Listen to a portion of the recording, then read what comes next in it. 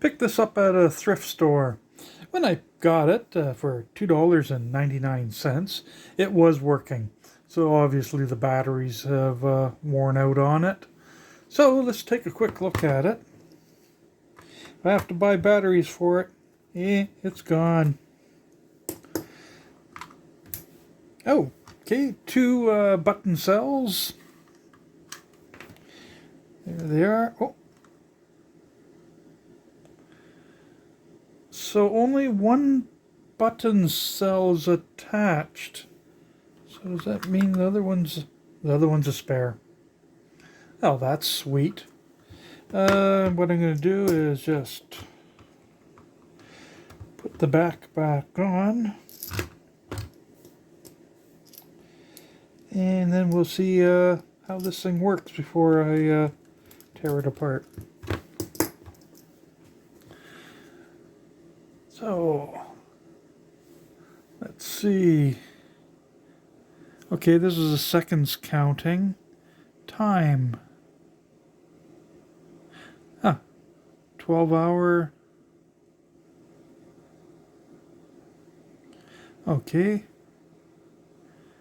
We'll enter an imaginary 8 p.m. at 10.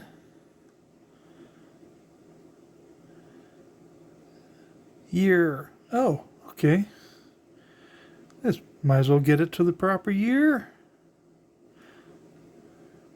Month. Let's see. It is October. And the day is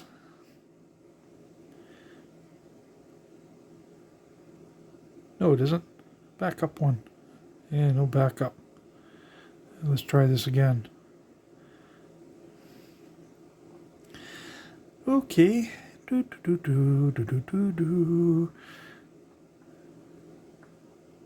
Okay. And it's correct. It's a Saturday. So it's got to be a fairly recent product. Now, temperature. Yeah, 22. That's probably right. Okay, it bounces between Fahrenheit or centigrade. Now, let's see. Maximum. Doesn't do anything.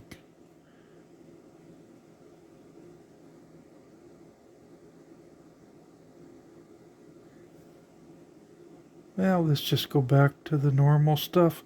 Let's see if this changes as I warm it up. Doesn't seem to be warming up.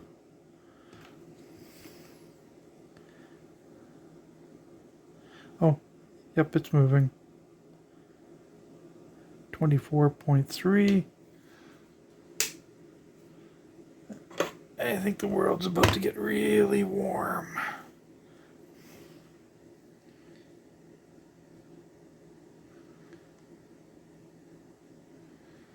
Hey, you better not be going down with my soldering iron.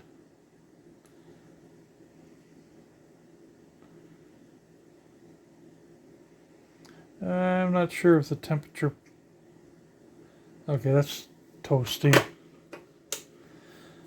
Not sure if the temperature... Oh! It seems to update sporadically. Okay, well, I'm going to be taking this apart anyhow, so... Might as well pull the battery out.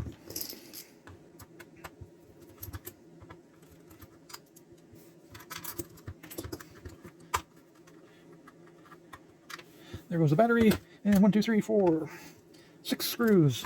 I might fast forward over the screws since you're looking at this at the back of my hand. Hands, got 2 of them. Come on, oh, that doesn't want to come out. And the next one.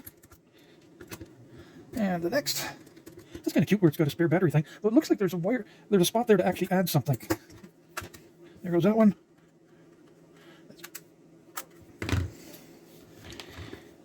Let's split it. Spludge it. Okay, so we basically have a speaker, capacitor attached to it. Looks like that was an afterthought. And let's see, let's flip this around. Okay, there's the power. That looks like a crystal. And that looks like one of those stinking zebra strips. Which means this is probably not going back together and working. Oh, need a different bit. Okay, let's get this thing out. I've had a horrible time with those connectors. Usually once I take something apart, it doesn't go back together when I've got those. That kind of looks like another thermometer there. Oops. I might be speeding this up. Ah, there it goes. Okay, let's take a look. Oh, I've got to stop for a second. I've learned to look at the time on the camera because it only records for 10 minutes on this resolution. Okay, that kind of fell out quite nicely. Let's see. Well, I'm gonna pull it off. Maybe. Sure it doesn't want to come. Oh, there it goes. There it is.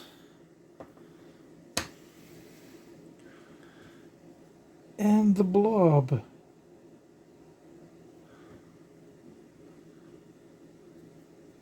And the next day I continue along.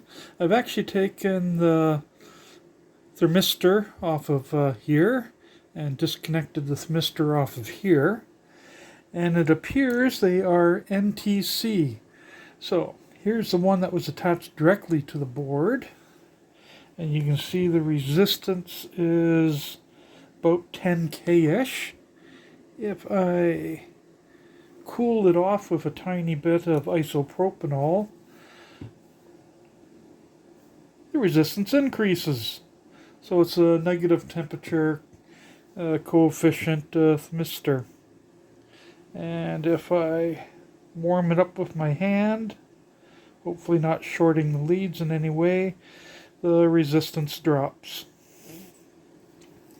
So, negative temperature coefficient. And if I pull out my soldering iron, oops, I have to give it a few seconds to warm up. There, you can see it's dropping quite nicely. So basically as it heats up, the resistance decreases. So let's try the other one. So I guess on that display, since it had two temperature indicators, one was for the internal thyristor and the other one was for this one. Okay, it's a bit higher. It's 11.5K. I'll do the same thing. Give it a... Oops. Okay, what do you... Okay, I had to adjust stuff there. I was getting a dead short. So, if I give this one a bit of alcohol now, give it a blow, the resistance is increasing slowly. And ditto if I warm it up, the resistance decreases. So they had an NTC for outside and one for inside. So here's the board. Let's just zoom in a tiny bit more. Those were connected. The internal was connected there. The external was connected over here. Over here. There's not much you can say about this thing since it's a blob. You got some capacitors, a few resistors, and A transistor most likely. And then the speaker output was also over here. What I'm going to try to do, and this will be for a future one, is I've tried removing the blob material. And I had partial success using this chemical here. Unfortunately, it actually got underneath the blob separated, and it just all broke apart.